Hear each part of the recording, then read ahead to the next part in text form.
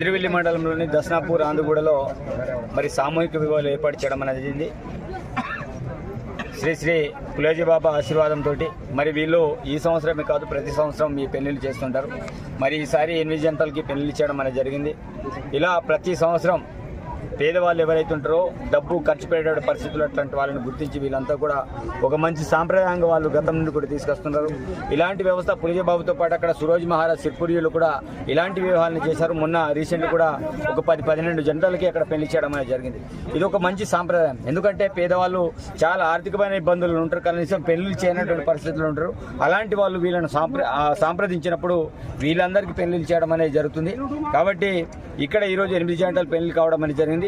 వీళ్ళకి సంబంధించి రేపటి రోజు ప్రభుత్వ పరంగా ఏదైతే కళ్యాణ లక్ష్మి ఏదైతే కార్యక్రమం ఉందో మహాలక్ష్మి కింద ఆ డబ్బులని కూడా వాళ్ళు డాక్యుమెంట్ సబ్మిట్ చేసిన తర్వాత వాళ్ళకి డబ్బులు కూడా ఇవ్వడం అనేది జరుగుతుంది. ఆఫ్టర్ ఎలక్షన్ తర్వాత ప్రజెంట్ అయితే ఎలక్షన్